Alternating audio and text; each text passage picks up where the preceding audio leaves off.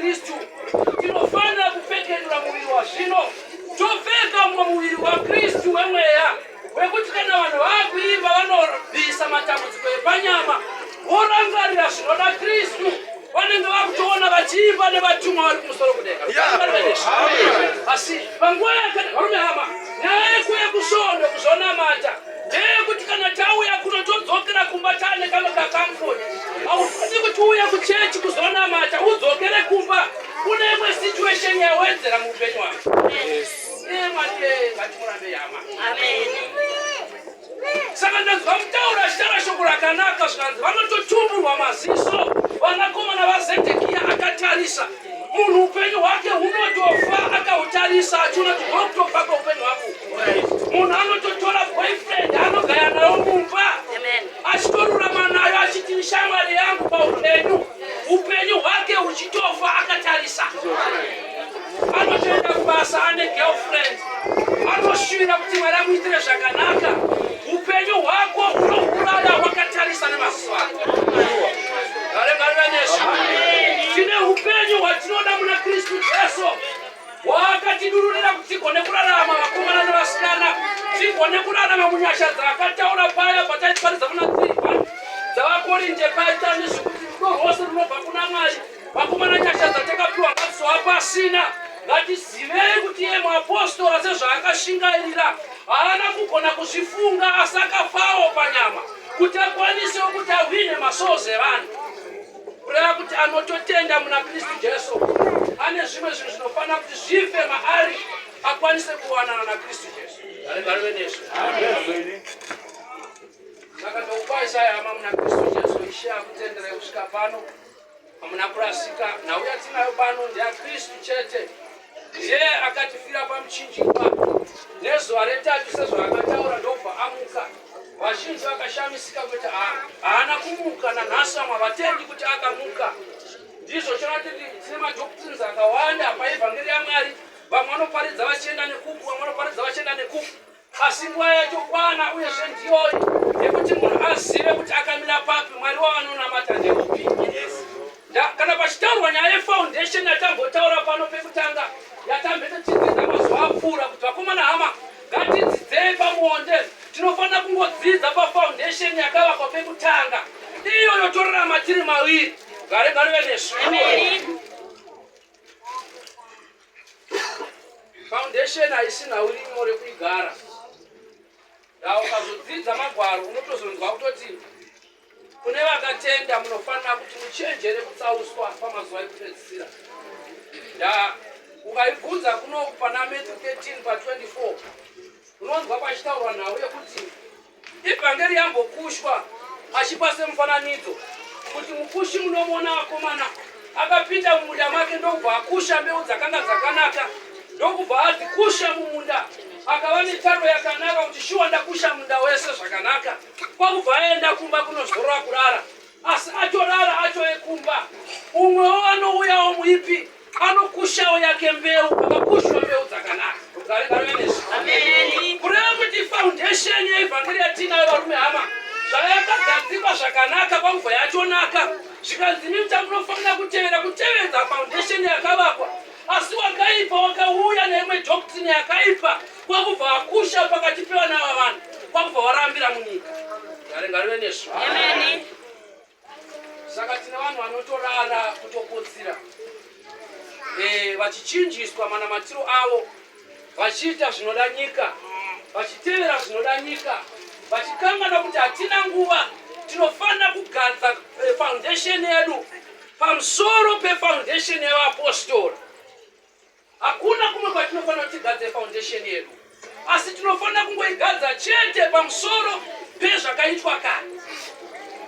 Ngarive nesu. Saka kupesana pakati pedu kunozobva papi bodo rinozobva papi.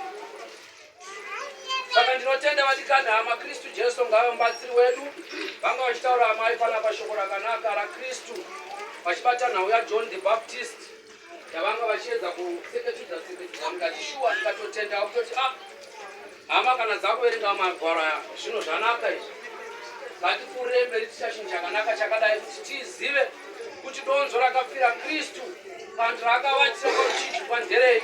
Kana tichitaura nezvemazuva aya tinotaura nemazuva anofanira kuti munhu anoziva, nokuti kana pakaimbwa nziyo anofanira kutanga kurigreta unyerera hwaakanga ari imwe nguva yakakura, kuti ndakanga ndiri nherera risina mubatsiri, ndichigara ndikachema handina waindinzwa. Ndaitonzi kana uri murombo usina mombe dzekupira unana sekuru haukwanisi kubatsirwa, unokodzera kufa. Asi Kristu Jesu akaona zvakanaka kuti aripe uye mudyo wenhaka pawakanga usingakodzeri, pakubva wapinda pawakanga usingakwanisi kunge uchipinda, kuti ugone kunzi uri mudyo wenhaka. Ugare ngariwe nesu. Takaita kubhatirwa vakomana nevasikana. Isusu tiri muti wemusango wakaudzwa mumusha. Kuri atoti kana isusu tiri vabagumete iwo uri kwasivanda, pakubva waoneka kuti hamuna rugare, pakubva wachinjwa wachiya urarame kwagumete uchidya upfuma yepo nenhaka yepo, ugoverwewo udyewo zvepo wenere kutaurawo mumusha wakagumete. Ugare ngariwe nesu. Asi kune vanhu vokuti kana vatorwa saizvo zvauya musha wevanhu vanochinjisa zvinhu, vasvikapo votanga kuti isusu taita zvakati kwatakanga tiri kwasivana. Iwo ari pamusha wevanhu. Ugare ngariwe nesu. Saka ndo hama dzatiri kunetsana nadzo kana muchiona tinamata nguva dzose tichimba mahera kudai kuedza kuti vamwani vabve muhipi vave pana Kristu. Saka munyika mana pane chechi mbiri, pane imwe chechi yaSatani, pane imwe chechi yaKristu. Chechi idzodzo dzinotorarama dzakaparidzwa mumagwaro kwenguva yakakurisa. Ndosaka makomana pano vachitaura pane vhesi yatinayo pana vatumwa kurese pano, ndichaitsanangura hangu zvishoma. Asi pane nhau yekuti munyika yatiri kurarama ino, hama vabereki, kune chechi mbiri dzinotorarama pano dzakatosiyana. Imwe ndeyaKristu, imwe ndeyaSatani. Urati kuti haitendi muna Kristu, hakuna munhu anoti haatendi muna Kristu achiramba nemuromo. Mamuslim katoenda vandoti Kristu akauya tozviziva, asi munopesana pakuti akazomuka. Hayo hana haipapo pari. Haipapo pamuslim kuti makuzonyanyawo munafa. Ngarive nesu. Saka pane vanhu vakawanda vatinoungana navo ama vanzwisise nhau yekuti nemhaka yei tichiti tiri pamutambo wezvingwa zvisina kuviriswa, hatizive madaidzirwo atakaitwa kuti tiuye kuzonamata, kuti tikwanise kuungana tichishumira ivhangeri sezvatiri kuita. Aitonakidzwa imwe nguva yapfuura svombero, amai vachiti ndaverenga nhau yaVhashiti naEsta naHamani neimwe hama dzakanga dzakawanda dzaitaurwa ipapo. Rugare ngarive nesu. Ivhesi yakajairika ipana Esta iyoyo, vazhinji vamevara vanoireverenga yose vachinzwisa manzwisiro akasiyana siyana. Asi ndoda kuti ndingokuonesa chimwe chinhu chokuti murandakadzi Vhashiti chaaingomiririra, aimirira the Old Testament yakaramba Kristu, yakaitadza kumira pakubvina kwaKristu. Murandakadzi Vhashiti Ashibheroshi murume wake akasvika pamusoro yekuti nzwa hama, ane imwe nguva yakaita mutambo, aita mutambo apedza zvinhu zvose zvanaka, akati zvakanaka kuti vahosi vauye vazoonekera pamberi pemachinda nehama dzose. Vahosi ndobva vati handikwanisi kuti ndiuye ndizoita zvinhu izvozvo. Rugare ngarive nesu. Ndokubva Ashibheroshi abvunza madzimambo ose nevakanga varipo, delegation yose, vanhu zvinondoita sei nemukadzi uyu. Delegation ndobva ati uyu munhu haatofanira, anofanira kuti asaonekwe zvachose, abviswe pakati pevana vavanhu, asararama, haufanirwa nemukadzi akadai. Rugare ngarive nesu. Pakubva abviswa, asi pakubviswa kwaakaitwa pakazoitwa zano kuti nderipi, zvikanzi tinofanira kutsvaga kuti titsvagire mambo musikana akanaka, musikana akanaka, musikana akanaka. Ngarive nesu. Pakatorwa vasikana vakawanda. Ashibheroshi tomuzaka akatonga nyika dzakawandisa, kubva kuIndia kusvika kuEthiopia, ku127 nyika dzakawandisa. Vasikana ngavauye vakawanda. Saka zvakaitwa kuvasikana ndokutaura nyaya yefoundation iri pamagwara rutaura napo kuti tisabve maari. Ngarive nesu.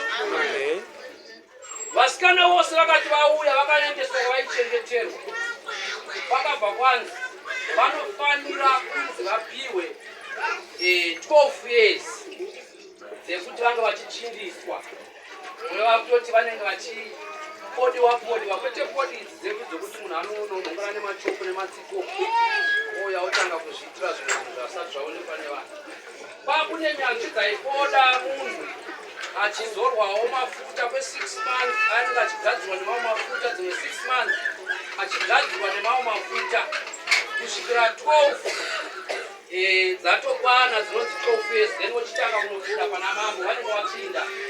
Saka zvadaro mambo ndopaizotanga kutaura kuti mukadzi akakodzera ndeupi, akanaka kubuda wose ndeupi. Pese panongotaurwa nezvenyaya yemukadzi unofanira kufunga chechi yaKristu, haufaniri kufunga mukadzi wenyama. Saka Esther zvaanoreplesa Vashiti pauhouse pachitorwa 12 years dzekugadziriswa kwaEsther kuti agone kunatsa, agone kuti akwanise kuti aende kuna Ashveroshi. Inhau yefoundation yechechi itsva yaKristu Jesu. Mugarigari venesu. Haleluya. Izvo ndo zvandinonesana nevanhu. Ukatanga kutaura zvinhu zvautwisana nevanhu, ndosaka ndizodzoka pazvake zvatinorarama nguva yose. Saka 12 years dzinomirirawo foundation ye12 apostles dzakabata basa dzatakatsika tsoka pamusoro padzo pano. Mugarigari venesu. Kureva kuti chechi kana ichinzi yakamira nekuda kwe12 apostles dzakabata basa, vakapedza tisingatarisire mumwe apostolo zvazvino angava nokumwe kupatsanura kunokunda apostolo vakapfuura, asi anenge atovepo muapostolo anotsika tsoka dzapo, anotsika tsoka dzapita. Hauna rimwe simba raungakwanise kuti uite rinokunda hama idzi. Saka zvazvakaita manje zvekuti kana tichitaura nezvechechi yavakwa anofunga zvine order kunziwo kana kuzvifunga kuti 12 years ndedzeye munhu achinzi anotsvigisa kana kanaka. Asi zvaimbotaura foundation yechinai yechechi yaKristu yatinondo yakaparidza pano. Zvotukazotevera tsamba iyo uchizvoenda naye uchazonzwa umambo mukuru wakazoitwa naEsther nehama dzake nezvose zvakaitwa zvakakusanangura pano nekuda kwenguva. Asi nhau yefoundation yechechi yatiri chechi yaKristu, chechi yaKristu zvayairi pano inofanira kurarama zvinoda Kristu. Tizwe makwa.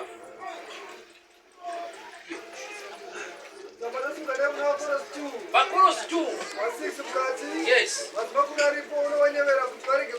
Saka kana vachitaurwa nhau yekuti vanhu ngavaregedze kutsauswa, vanhu vakatogamuchira Kristu, vakatoparidzirwa ivhangeri kwabva vatoiziva kuti ichi chinhu chakanaka, ichi chinhu chakaipa, kutogara neboyfriend kumba chinhu chakaipa, chinhu chakaipa, ndobva vatozviziva vanhu ivavo. Asi ndobva vati hazvina basa, tinoba chinamata. Rukarenga rive nesu. Haleluya. Amen. Vanhu vatogamuchira ivhangeri ndobva vatoirarama. Vane imwe influence inouya yanga ichitaurwa namai pano kuti kana vanhu vatombogamuchira Kristu samuponesi wavo, vane dzimwe shamwari dzinovakomberedza dzinotanga kukusha mbeu yakaipa pakati pavo. Arenga revenesu. Kana munonamata sei kwenyu kuchechi kubvanzi kwedu tiri kunamata mazuva ano asi vari kuti tisapfeke matrauzi. Zvakanaka wedu naye vasikana.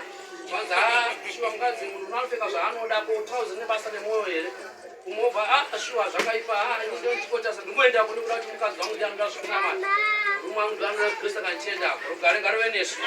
Kupera kwemazuva matatu tinoona munhu achauya kuchechi.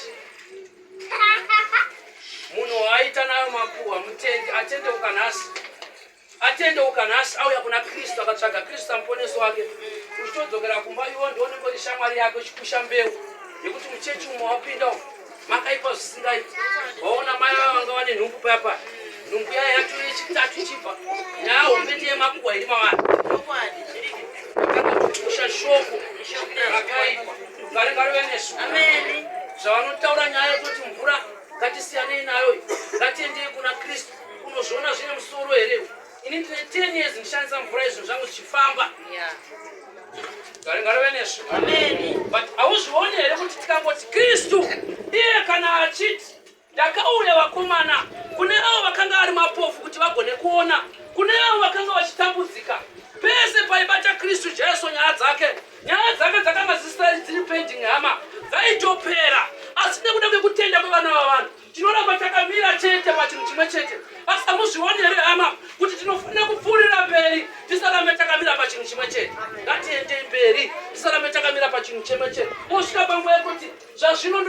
muna Mwari ndiri pachangu andine munhu anotinamatira ndiri kunzwa ndine ndakazara nemweya ngari nesu saka munhu akareruka pamweya anonzwisa kuti ndinofanira kungonamatirwa anoita murombo wepanyama kutetera nyama yako kuti zvino ndinofa zvinozoita sei saka tiri kutsvaga hama dzekuti anonzwa kuti handisina basa panyika nyaya yanga ichitaurwa nemukomana pano achiti vanakomana vake vakaurawa masikati machena vachiona nhau inokanganisa upenyu hwako hama inoita kuti usaprospera zvinhu zvako zvepanyama zvaunoda izvi inhau yekusarurama chii chete kana munhu akarurama Mwari vakataura pachena vakati handina chimwe chinhu chitsva kana chimwe chinhu chinyowani chandingaunza chisina kuda vamwe vanhu kureva kuti zvinhu zvose zvaunoona iwewe zvingaita sekuti zvinyowani kwauri zvinotorera vamwe vanhu vakasangana nazvo vakapunyuka rugarengare venesu saka kureva kuti hauna chimwe chinhu chaunoti nhasi unoini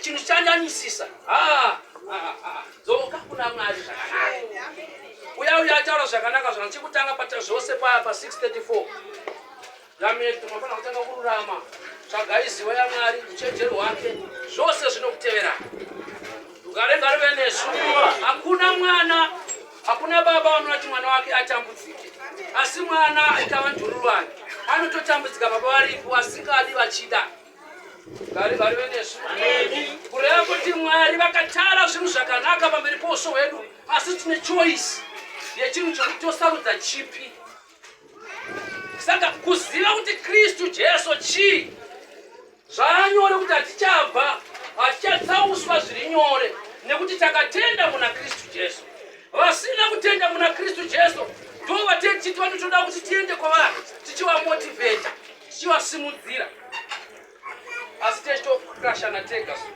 maizvawo techitonetsana tega ngari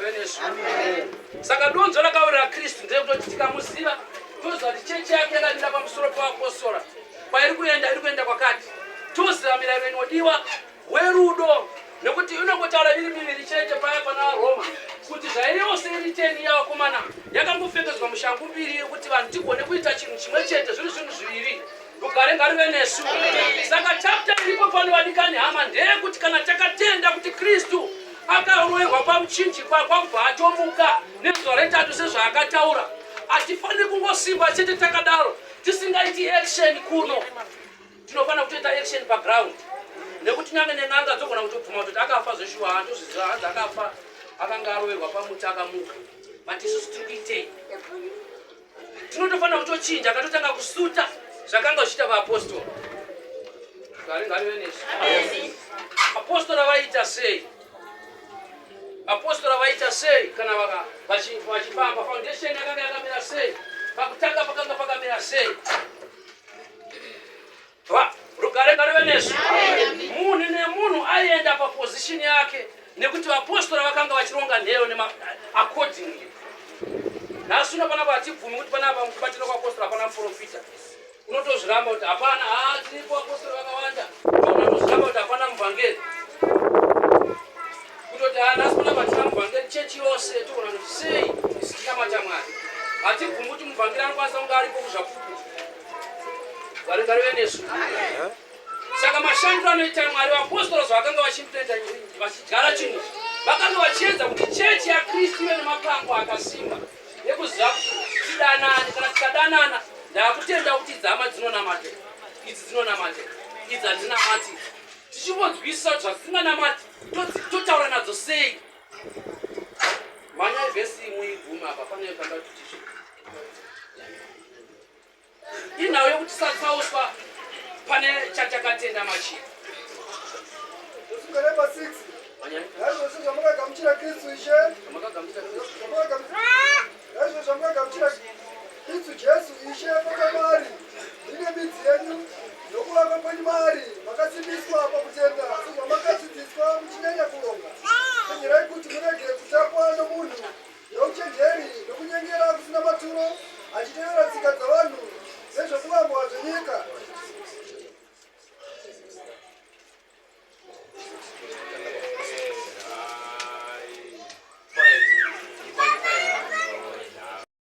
Imi sezvo makatenda muna Kristu Jesu munofanira kuchenjera hama kuti pasava neumwe munhu anouya achikutsausai. Asi imi pachenyu munofanira kuti muye nemudzi. Ngari venesu. Munofanira kuve neumwe mudzi wakasimba. Ndinofanira kusare papai taura nezveshoko rakanaka rekuti akaropafadzwa hawavo vasingafambi panogara vadaki, vanoraramawo zvakanaka, vasingafambi panorangana vakaipa. Achitaura achizoti pekupedzisira akafananidzwa nemuti wakasiwa pahuma dzemvura. Mashizha awo hasvavi, unoita zvibereko nguva yaunodii naye aunoda. Kureva kutoti munhu akatenda muna Kristu pakubva aziva kuti Kristu ndochii naye ndiye rugare, ndobva aziva kuti Kristu zvandakamutenda Kristu anodei. Kristu anoda rudo, nekuti kuno kuna 1 John 4 achitaura nezvina kuti ani nani unoda hama yake unoona Mwari nguva yose, unomuona Mwari mazuva ose. Kana munhu akangona kungoda hama yake, munhu akangogona kuda vamwene vake, anoona hama nguva dzose, anoona Mwari. Akada mbuya vake, munhu iyeye anoona Mwari nguva dzose. Gari venesu. Kuda mbuya kusiko kupapadzira mudzimai wako chiti mai vari sei, vari right. Uchiziva kuti mukadzi munhu ada kuroorwa, azvifambisa izvo. Gari venesu. Saka nhau dziripo panapa ndedzekuti tinofanira kuti tiyanane, tifambe tiri pafoundation yakatarwa, tirege kutsauswa, tiise mudzi pana Kristu. Kuno kanombozoti chii? Anoti ani nani uyo anoti akanzwa shoko akagona kurirarama akariita anofananidzwa nemuvaki akavaka imba yake paruware, mvura zhinji ikarova imbayo ikasawa. Munhu chete uyo anonzwa chiinai shoko ndobva arirarama, ndobva rava maari, ndo mudzi. Saka mudzi ndochii hama? Mudzi ndo chinhu chinonzi shoko raMwari. Ugare. Saka kana tichitaura nezvenyaya yezvingwa zvisina kuviriswa, tinenge tichitaura nezveshoko raMwari. Shoko raMwari ndo rinofanira kurarama mamuri, iro risina kana mbiriso, ndo shoko rerupenyu. Ugare venesu. Hama ikangoshayikwa shoko chete, shoko rikashayikwa mauri era. Ngatisimudzei mabhaibheri edu tisati taverengesa rugwaro rwandakuverengesa. Kune vanoenda kumasoo enyu vasingaverengi mabhaibheri vahaisiwo varipo here vanoenda kumasoo isai mabhaibheri kubasa vanoenda kumasoo varipo here panapa? Hapana. Gari venesu. Nekuti vaya vakaita zvakanaka vangobuda pachena dhama hatomboverenga bhaibheri, tinongoribudzira tiri kuno. Gari venesu. Vabva vatopedza, isu nobva tinotofanira kutonetodzidzawo hedu zvakaitwa kumashure, tichitanga kupraktiza kurarama zvinodani naye Kristu Jesu. Gari venesu. Saka kana shoko rikashayikwa, tinokwanisa kuungana pamutambo tichita revival yedu, asi tatinenge tichikurudzirana zvinhu zvinobatika kwete zvemweya zvisinei neshoko raMwari. Saka pese patinoungana kana tichitaura nezvenyaya tiri kuungana hama, tiri kumedura, tiri kudya chingwa chacho tinotochidya pano nguva dzose, asi imwe nguva tinokwanisa kutadza kuzviziva. Ndaimwe nguva tichifungudza kuti chichauya todzidziswa naBishop, ndo chingwa chaicho chemweya chinoendesa kuupenyu usingaperi. Gari venesu. Vane vhesi ndativarengese John 6 akajairika pa 47 unotanga pa 45 mwanya hivi. Samba nosungana kuna Johani 6 mukati pa 45. Yes. Vaprofita makanyorwa zvinzi. Yes. Vachadzidziswa vose naMwari. Mumwe nomumwe wakazvinzwa kuna Baba akadzidza unouya kwandiri. Handireve kuti kuno munhu wakaona Baba, asi uyo unobva kuna Mwari ndiye wakaona Baba. Zvirokwazvo ndinoti kwamuri, unotenda uno upenyu usingaperi. Ndini chingwa choupenyu. Ndini chingwa choupenyu. Madzibaba enyu akadyamana murenje akafa. Icho ndicho chingwa chinoburuka kudenga kuti munhu achidye arege kufa. Ndini chingwa cheupenyu. Ndini chingwa chipenyu chakaburuka kudenga. Kana munhu achidya chingwa ichi uchararama nokusingaperi. Chingwa chachichapa inyama yangu ine upenyu hwenyika. Rugare nesu. Kristu akanga achionesa dzimahama dzakafanana nesu dzakanga dzine kamuka-understanding kakanga kavepo pakati pevanawa. Gare. Achionesa vanhu pamusoro pechinhu chinonzi chingwa. Chingwa chinova ndoo chaitodyiwa chaicho chingwa chaicho. Saka zvaakaita achitaura nezvehama idzi pa 48 ari kuvaudza kuti vakomana madzibaba enyu murenje akatombosvikawo pamusoro pekuti akatodya mana nechingwa 40 years ari mugwenga murenje vaitodya chingwa. Ngarive nesu. Asi vose vakadya chingwa ichocho vakafa nekuti chingwa chavaidya chakanga chiri chingwa chaingovabatsiridza pamuviri wepanyama kuti vakwanise kurarama vari mugwenga vachigutsa. Nekuti the journey yekubva muIjipita vachienda Canaan inongorepresenta grace period yatiinayo yekuti tiri kurarama kubva paperiod yaKristu tichienda pakuzotongwa kwevanhu vose nguva inotevera. Ngarive nesu. Saka kana achitaura nezvenyaya yekuti madzibaba enyu akadya chingwa murenje vose vakachidya vakatofa kureva kuti vakanga vasina upenyu hwakafanana noupenyu hwemunhu akagamuchira Kristu samuponesi wake.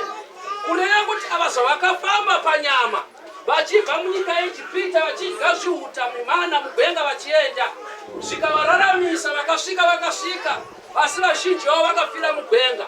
Vari kutaurei murevi uyu?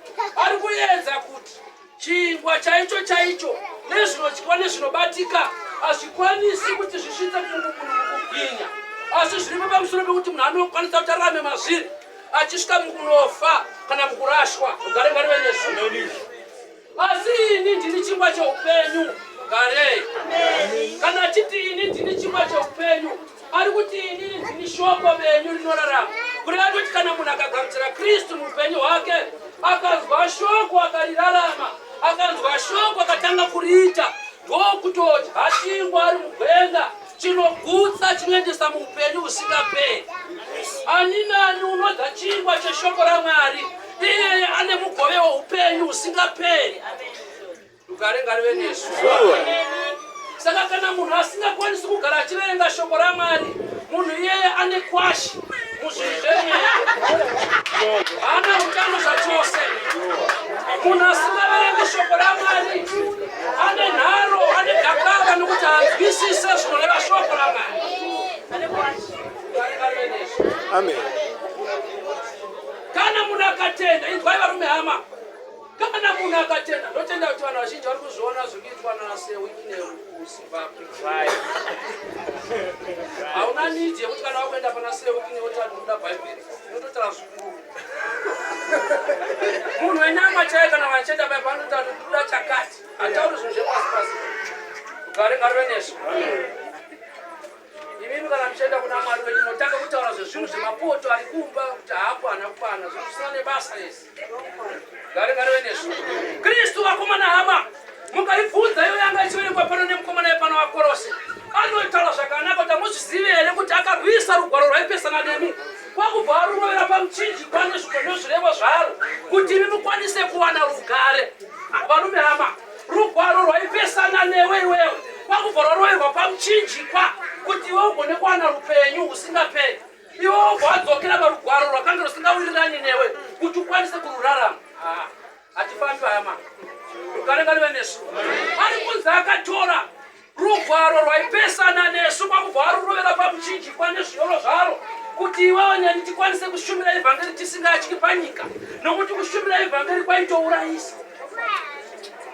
Saka uyu kana akashaiwa shoko manje haakwanisi kuti tikwanise kumutsiura nokuti anenge asina shoko. Ukamutiregedzai zvanobva atoramwa nokuti mwana mucheche anotosiya oti zvamandiitira manditadzira zvisingaiti. But toti hama kukura kwashoko raMwari nekuti whoever who reads the word of God anochinja every day. Haukwanisi kuramba uri zvauri uchiverenga shoko raMwari uchiriita. Ngarive nesu. So that is why mchozona toti vatendi vanenge vakupresha vamwe vachiita sei inayo kuti munhu haana Mwari hana kutenda zvachose kutoedza kuti zvinhu zvaMwari zvive pamunhu. Ngarive nesu. Saka pana paKristu ari kuti ndakarovera rugwaro rwaipesana nemi Saka imi kana makutenda kwaari arikudza nokuti pakorosi pakanga paparidzwa evhangeri yakaipa yakashata yakafanana nevhangeri yaparidzwa nhasi yemadhoktrini yekuti hama dzinopesana potonzwa kuti apo pane mugoti apo pane chibvumirano pane kuwirirana apo pane chitenderano iri nyaya yemadhoktrini yakasiyana anoendesa vanhu mumoto. Ngarenga rive nesu vanhu vanototsausana voga so vachitotana iri ndikangorana namai chindiya takutobuda takutonoita chechi yedu takutanga kuti kwedu kuno takuita zvakati ndo zvinoda Kristu here pakati pedu. Kristu anongoti ati munofanira kugara muchidanana musingapesani musina godo muchifara nguva yose muchirumbidza Kristu nguva yose. Munhu akaona hama yake iri padambudziko onzwa tsitsi dzakawandisa obatsira hama yake ototsaura hama yake. Latizai muchanditi pana pamakosa akauya vanotongouya 2-3 weeks vanoenda so nekuti kana vakapedza chechi vanoenda woga vanowira vanotakuita nyaya dzavo dzekumba. Vanhu vavashavira vanongosiwa vakadaro vanhu vakutsvagei kuno macheche kwavo vakawandisa. Ngaive nesu. Saka kuno ku the great mission iri kuti chii? Iri kuti kana vakomana hama mapinda munyika ndocheche kana chazara chinhu ichi chekuti vanhu kana mavaparidzira vanofanira kana vakatenda muvabhabhatidza muzita raBaba neramwanakomana neromweya mutsvene kubva zvazvino kusvika kumugumo wechinhai wenyika yose kana ichinzi nyika yose vari kusanganiswa nemalangweges ose. Asi nekuda kwokuti rudo runenge ruri diki pakati pevana vavanhu vanototsaura vana vavanhu. Ngarive nesu. Saka ukazodzikana anonzwa achita nezvenyaya kuti pakati penyu ngapatoshayikwa munhu anokwanisa kuutongai pamusoro pezvekudya nezvekunwa nezvesabata nezvekuteera mutambo nezvakasiyana siyana. Ari kuedza kutaureiko? Ari kurwisanisa vanhu here? Nokuti ukaiverenga zvakanaka unoita sokunoti ari kurwa nemutemo asi ari kuedza kuonesa hama dzakanga dzakarashwa dzemusango. Nekuti vanhu ava vakanga inzwai hama pane chinhu chainzi the law mutemo wainzi mutemo iwo haufaniri kuti muhedheni anova iwoyo nemi apinde pazvinhu izvi. Pamunonzwa papa pachita vanhu zvinonzi Faro wakanga akaipa tichituka Faro kuti akazwa akanga achiita maEgyptian utsinye. Isusu tisita tiri vana vaFaro isusu. Tisu takanga tiri vanhu vakanga vachitotsigira Faro panguva iyoyo. Ngarive nesu. Saka zvatakanga tichitsigira Faro takanga tisiri vanhu vakanga vakatsanangurwa. Taitoonekwa sembwa kana mhuka kana nguruve dzemusango tisiri chinhu pachinhu. Saka zvaitwa kwaite zvekuti Mwari akangotsaura rudzi rwaipo rwaaida rwaJakobho ndobva abuda narwo ndobva atotaura zvisimbiso zvaakataura zvakawanda zverudzi rwaaida kuti rurarame zvaaida according nemutemo wakanga akaisa. Kwakubva vataura zvavaifanira kuti vaite vachichengetedza sungano yakanga yaitwa naAbhurahama kubva pekutanga. Rugaregare nesu. Iyoyo sungano yakanga isina nevahedheni. VaHedheni takapinda pazvinhu izvi tichidzosera pana Abhurahama nekuda kwekuti naye kwekutenda muna Kristu Jesu. Haleluya.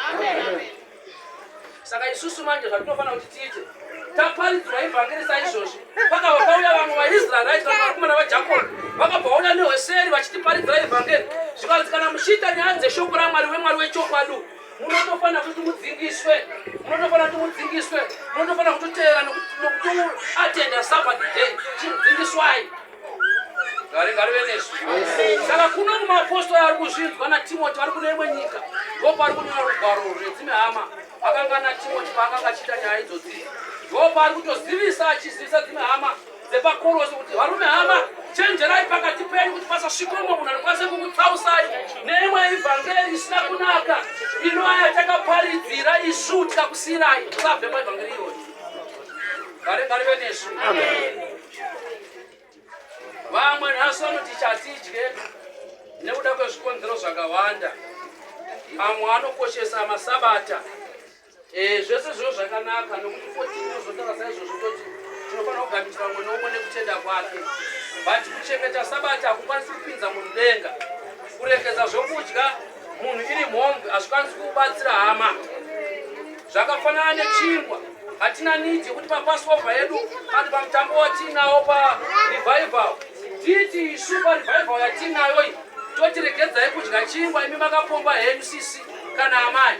Regedzai kudya chingwa kana nyama. Imimi mune maboyfriend amuinawo asingaverengeki kumba. Mune hama dzamuri kunesana nadzo mumhuri dzamusiri kuyanana nadzo. Imimi ndimune mutolouda hard kutoti vanoda kuona imimi ndimunotozikana kuti munotaurisa asi kunototiregedza kudya chingwa chakabikwa chinotenda kupere tine munhu. Gare nesu.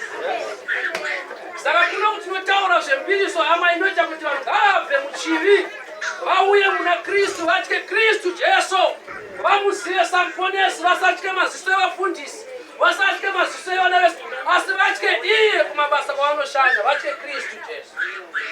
Gare nesu. Saka ndoshoko ratinaro. Saka ivhangeri yakanga ichiparidzwa nevaJudha pakati pevana vanhu vakanga vatenda vepakorosi yakanga iri vhangeri kuti dzokai kumurayiro muite zvemurayiro. Ndosaka muapostoli achinyora tsamba yekuti vanhu musatsauswe muchidzokera pane zvinhu zvepakuvamba zvakaonekwa kuti murayiro wakatadza kumira nesimba. Unofananidzwa nemurandakadzi Vhashiti asina kukwanisa kumira pamambo Ahasveroshi, akatadza kumira ndobva atadza zvachose. Kureva kuti murayiro hauna kugona kumira pakubwinya kwaMwari zvachose. Hakuna munhu anopinda denga ndaakagona kuchengeta. Anopinda denga ndiye anobva pafoundation yakavakwa pekutanga the 12 apostles obva atotevera. Ndo chechi yaEsther yatiri kurarama ino, ichechi imwe chete.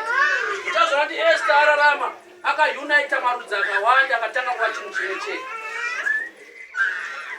Ngarive nesu. Ngarive nesu.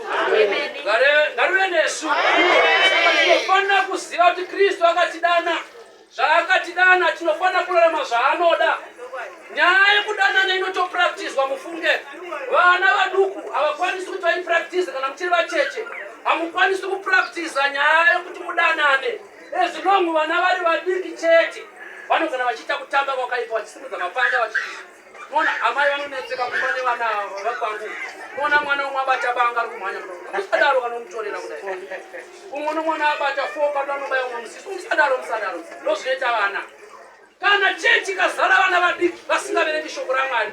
Inotaurwa nemaapostoli kubvunza kumana hama ndakabva pekutanga ndichikupai mukaka. Ndiri kudzoka zvazvino muri pamukaka zvinorevei? Ngarive nesu. Vana vacheche ndokuti vanhu vanenge vasingakuri vanoramba vaneka hunhu kukura pati kupeshana vachikupeshana vachiita izvo zvavari kuita. Mukavatsura unoona kuti vakutoita. Ndo zvakangoita vana vacheche. Ngarive nesu. Saka tiri kuti mukomana ari kuti munofanira kudzisa mudzi wenyu muna Kristu Jesu. Muna Kristu Jesu munakona Jesu here. Ani nani unoda kuona Jesu. Unofanira kuda hama yake achaziva Jesu. Ngarive nesu. Saka vanoda kutozomuona achibva kudenga kuti arizouya ndendanaka. Ini ndongozvinamatira hama nabasa nevanhu vanotinetsa. Unamata Mwari ukuchitadza kuda hama yako iri padyo iwewe. Hausi kuzviona here kuti uri kutotaura ime heresi yakakura yaitaurwa nemukomana achiti waiona here hama iyi yekuti iri kuti ndakufuridza chigutswa chiri muziso mako. Iyo ine Desbom rose riri muziso make. Riri muziso make. Haleluya. Saka vanhu vakadaro vatinodama. Nyaya iripo kunovanikani vakada muchechi yaKristu. Tinofanira kuva nerelief yekuti vatadzokera kumba. Tinotofanira kutanga kupractice zvinoda Mwari. Kuti Kristu anodei. Vanhu vachitanga kutotsvaka kuti Kristu nyaya iri panapa isise kuti tiona nehama. Tikatopesana panapa chechi panapa twatoenda kwaende kwachaona. Asi nyaya yakakosha ndeyekuti tisatsauke paivhangeri yachakatenda. Usakasike kuona maerasi evamwe vanhu kana uri kutenda kanaka. Unofanira kutanga kumira nesimba iwe. Kwete kutanga kuona maerasi evamwe vanhu kuti muri kutadza, muri kukanganisa, muri kuita sei. Iwe tiri panyika panapa vanhu vanotokanganisa. Vanhu vanototadza, ukada kutarisa vanhu vanotokanganisa. Saka kana achiti musatonge vanhu nekuti zviro zvamunotenga nazvo muchatongwa saizvozvo ari kuedza kukudzosai muchechi. Tarilaya nokutoti baba Gumede vakasoita upombwe 1992. Paridzi ivhangeri yechokwadi murume uya nepa. Isi takatoyanana kana naMwari Metias Mirakaipa kudhara zvanzi takatopedzera naMwari kudhara ino totaura nyaya dzenyu. Ndakapedza naMwari kuno rugare. Saka ndo nyaya dziripo panapa wadikani tisatsauswe nevanhu. Takatenda kuti Kristu akatifira pamuchinji kwa. Tikatenda ivhangeri.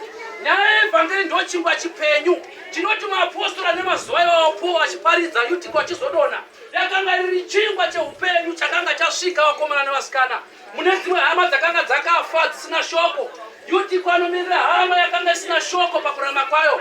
Yakati yagamuchira shoko raMwari. Yakaitwa inonzi baptism yepamweya. Ngarive nesu.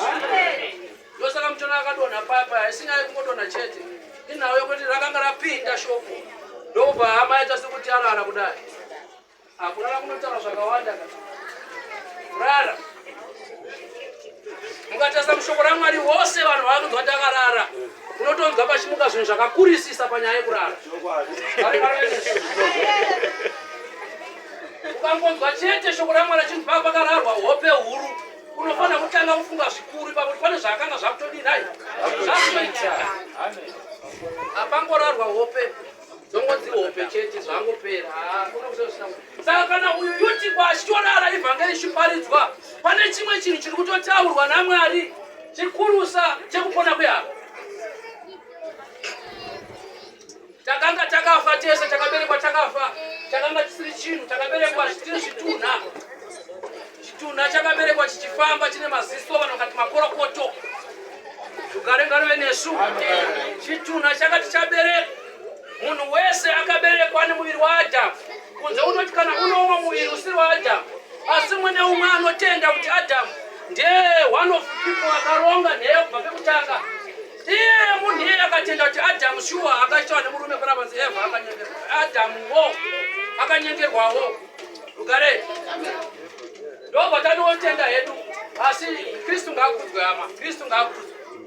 Ezilo tichitenda kuti takaberekwa takafa mumuviri waAdhamu, Kristu akatimutsa paKalvari. Tinofanira kumira nesimba tisingatarisi kurudyi kune zvinhu zvinobatika zvekuti ita zvakati ndokuti upenyu hwako humire zvakanaka.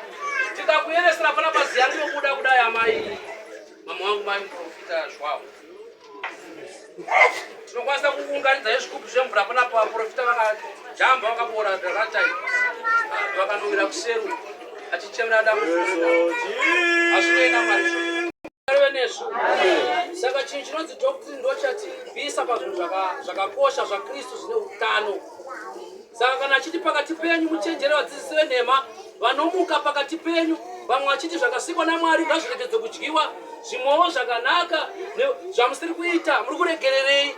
Idoctrine yaisina kunaka iyoyo. Mugare ngarive nesu. Saka munofanira kuramba makatenda. Munoona kuti tikateerera tikaona history yemaapostoli Paul mabatiro aita nyaya dzekereke yaKristu kandi kumapindiro nekuedza kudzidzisa vahedheni aiedza kuumbiridza kuti vanhu varambire pari pazvinhu zvekutenda, vanhu varambe vana identity yekuziva kuti takanga tiri chii kubva pekutanga, takanga tisiri chinhu kubva pekutanga. Saka that identity ndiyo yainyanya kuchengera kuti vanhu vazvizive kuti kana takauya kwaari takatengwa neropa rake kwakubva taenda maari. Iri kuendwa nemutungamiriri iyoyi iri kunetsa zvisingaiti. Ike mazuva ndio atechi tikumbisa kuti Jesu ndo chingwa cheupenyu. Gare ngarive nesu. Chingwa cheupenyu ndo shoko rani naye raMwari. Munhu akashayiwa shoko raMwari haana chingwa cheupenyu. Upenyu haisi nyama iri kunze iri kutochembera iri kuora. Upenyu ndo anonzi munhu ndiye ari mukati, ndiye anodzine shoko raMwari. Kana akagamuchira shoko iyoyo pana 2 Vakorinto pa 5 paya pachinzi varume hama tine muviri wemukati uwo watisingaoni nemaziso ndo watinovavarira kuti ukwanise kugutswa ugute udye zvinhu zvemweya. Zvemweya zvacho ndo shoko iroro. Kana munhu wemukati akashayiwa shoko munhu anopeperetswa nemhepo. Rugare ngarive nesu. Saka Jesu zvatiri chingwa cheupenyu hachisi chingwa chekukudza chitunha chagara chiri nokuti uyu muviri uno kunyange ukarekedza kuya kuchechi uchatongochembera chete hausi kuzomborekedza nekuti isizini chete uri munhu ari kutopfuura. Asi pane umwe munhu ari mukati anofanira kukudzwa nechinhai neshoko raMwari. Iyeye munhu iyeye kana akakura ivhangeri iwe ikaparidzwa haunzwi wakagadzikana ba unenge uchiona umambo hwekuti dai munonditora riiniko munyika ino inotambudza vanhu kudai. Gare ngarive nesu. Kana munhu akagara akaguta shoko raMwari nekuti takabatanidzwa izwai ropa rake waini yatichange chidira hedu payapaya. Iropa raKristu Jesu rinonzi isu takatengwa naro nekuti ava zvavaita vaiti kuti ugone kukanganirwa zvivi unofanira kuenda neropa pamberi pavaprista wokwanisa kukanganirwa zvivi iwewe, wokwanisa kunzunzirwa nachinai zvivi zvako. Munhu atora mukadzi womunhu andika obva atotsvaga mbudzi yake hono obva aenda kuaprista yobva nobayirwa yotopisirwa kubva zvatopera tsana zvatopera iye atomitisa mwana wemunhu zvatopera zvinowanikwa vaona gwai here vaenda naro gwai vasvika kuaprista saka yatongwa yatopera gare ngaruve nesu ndoupenyu hwaisraeri akanga asinganamata vaitonamata vaichengeta murayiro ndokunamata ikoko sezvandamirisa pana vanamira nguva yakareba rasvika rovhurwa gwaro remutemo kobva kwanzi usabe usaite chakati wotopedza wotovhara rugwaro zvomusuwo zvatopera gare ngaruve nesu saka ndonhau iri kutaurwa kunzi ropa raisaswa remaprista rakanga riri ropa rairirepresenta kristu aizouya nekuti vakorose yataverengesa yati ndava zvose zvesabata nemutambo nezvekudya zvese zvamamuchiona vanhu vamwe vadzidzisi venhema vachipinda pakati penyu vachiti chengetai kudya itirai zvakati chengetai masabata zvinhu izvozvo muvhuri zvichauya wacho ndiye kristu jesu ari pakati penyu zvichauya wacho ndiye shoko raMwari zvichauya wacho ndiye amen rugarei saka kureva kuti kana iye amen akava pakati penyu vanhu vakunzwisisa kuti tiri kuendepi chechi haleluya nesu saka ndodonzo guru ratinaro jesu chingwa cheupenyu ropa rake rakatibatanidza kuti isu kunyange tanga tiri vahedheni isu tikwanise kupinda murudzi rwakadiwawo tive chinhu chimwe chete muna Mwari haleluya ropa rakristu jesu ndosaka vachimba kuno vanga achibandarwa nadzimwe neropa iroro rinopinda munhu wese ukaibvunza kuno kuchazonzwa kuti pane umwe murume aigara padhuze nedhamu raiponera vanhu nguva dzose kwe37 years akagara ipapo achishaya munhu anomuisira patsima neruponeso rugare ngaruve nesu saka jesu ndiyo tsime neruponeso ani nani unotenda maari wabvuma kupinda mudziva roruponeso ani nani unochengeta shoko raMwari achiriita wabvuma kupinda mutsime rechinhai reruponeso gare ngaruve nesu saka tine vanhu vakamira kumhiri kwedziva kuno kwakabata zvigubhu zvemvura vakatarisa dziva hama dziva riri pamberi penyu rinongoda munhu anosvetukiramo ane simba apinde mudziva asi vanhu vakamira vakabata makontena emvura vari kumhiri kuno vari kuti toita sei hama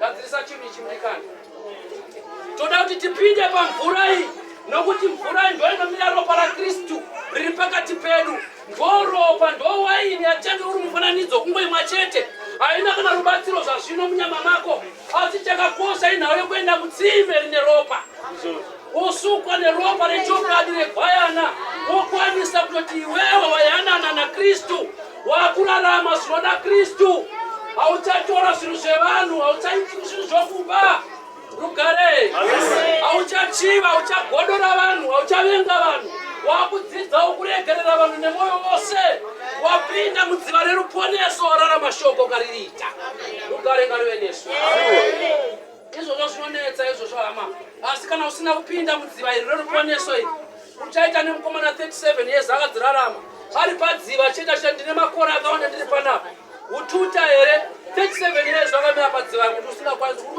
una hama here dzinongokusaidzirawo mutsime 37 years wakangogara ipapo amarudzii gare saka ndoshoko riri pakati pedu jesu ndo chingwa cheupenyu ropa rake rakatisunganidza kuti tive chinhu chimwe chete tikwanise kumwa patsime rimwe chete tsime raJakobho iro tikwanise kugutswa nemvura isingazoti kana tikaimwa tinozowana imwe nyota zvekare tinoti kana tikamwa mvura iyoyo tinowana upenyu husingaperi nekuti ropa redu harisi ropa gumedza asi ropa rakristu jesu raamatiri rugare saka shoko rangu rekupedzisira nderekuti munhu kana akatengwa neropa raMwari ane zvinhu zvaanofanira kutanga kupraktisa kutoita rinova ndo shoko raMwari ukaona ushiya kuzonamata Mwari uchifamba usina kana shoko raunoverenga kumba usina bhaibheri ndini kutenda kwangu wakasiyana nekwako manje ine chinhu chisava usati wakunamata zvachose uchaona kuti vazhinji vacho anenge asina bhaibheri chigubhu anenge ane 5 zvaanazvo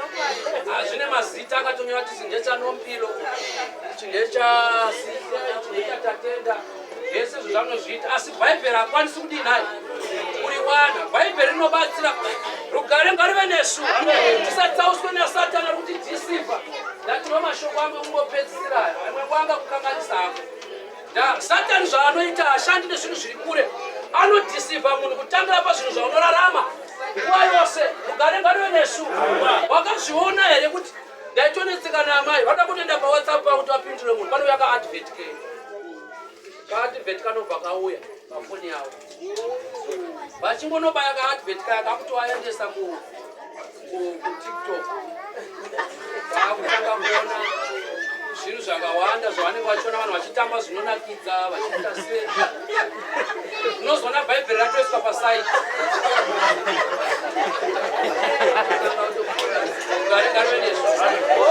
Satani zvaakaita, akaita inonzi upgrading system yake yekushanda panyika panapa. Inzwai hama, ukatotarisa kumashure mutani zvinyatisatsauswe hama, mutenda akatenda mushoko ngaasanguva kutsauswa chete, nekuti ipapa voshungodai so uchongokanda bhaibheri watotsauka, watotsauswa zviri so simple, watotanga kutodii. Saka tiri kuti vanhu ngavasatsauswa. Inzwai, haleluya, haleluya. Vati kuenda paTikTok hakuna kuipa, zvakangofana nokupfeka trouser hakuna kuipa, kana kurukwa zvose hazvina kuipa. But zvinhu chete zvisingadiwi neshoko raMwari, zvinhu zvinozobvisa vamwe vanhu muna Mwari. Usaparticipate mukufa kwomwe munhu. Zvoti kana munhu akapfeka trouser harina kuipa, kana shamwari dzavo chikutaura kuti mahips enyu akanaka zvisingaite. But kunoku manje zvazviri kutaurwa kuno kune vamwe varume vane kutenda kushoma vanobva vaita inonzi downfall nekungoona mapfekero akadii naye awakaita, kureva kuti waparticipata pakuwa kwomwe munhu iwewe. Rugare ngarive nesu. Kureva kuti watoparidza ivhangeri yekuti Mwari hamuna kuuya kwezvamhupo, watoshumaira ivhangeri isiriyo. Waishumira nei? Waishumira nemabasa auri kuita. Rugare. Zvoti tinoita nezvemunhu akatendeuka muna Kristu. Hatitauri munhu anouya kuchechi, tinotaura munhu akasiya mabasa ake akaipa, asingadiwi naMwari, airarama. Iyeye munhu tinoti akatendeuka muna Kristu Jesu. Kureva kuti kana munhu akati akatendeuka asati neivhangeri anoparidza kunyange nemuviri wake, kunyange nepackaging yake inenge iri packaging iri pamarketing. Iyeye munhu iyeye asati atenda muna Kristu Jesu, nekuti ari kutotora vanhu vakauya kuna Kristu achivatsausa vachichiva muviri wake. Rugare ngarive nesu. Iye anozoti chii kana achiudza vanhu pakati penyu kuruka kwenyu ngakusava kwamapapira nezvinodhura, anoti vanhu ngavaregedze kurukwa here. Asi ime nguva yaari kuedza kutaura ari kuti hama, kana makatenda kuna Kristu Jesu makufanira kuzvidzikisa muzvidurure sezvaakaita iye Jesu. Asvika pamukova anoshamba tsoka dzavadzidzi vake, kureva kuti iye ari Mwari akabvuma kugeza tsoka dzako. Kondishini yekuti iye ari Mwari akwanise kushamba tsoka dzemunhu muranda, iyoyo kondishini iyoyo iri kudiwa pamunhu anotenda nhasi kuti azvione sevamwe vanhu. Munhu ngaasadadira vamwe vanhu, ane tushoma tovana. Rugare ngarive nesu. Kristu ndiye muchengeti wedu nguva dzose hama. Kana paripo anenge angonzwawo shoko kuti hama idzi ndangofunga dzegedza chingombobatana nadzo tichiri panguva yematende zvazvino ndiri panyika. Haisiro problem iyoyo yekutongosimudzawo ruoko totonamata, Ishe wototanga kutokubatsira tichipfuurira mberi. Rugare. Haisiro problem iyoyo kana wangonzwa mwoyo wako ati hama ndangofunga kuti tegedza ndingokujoinai tione kuti jeni ndinoigona here kuverenga shoko raMwari nekurinzwisisa. Ndozviratidza nekusimudza ruoko nekufamba zvakanaka. Rugare. Nyarara kuti hapana. Kristu ngaakudzwe.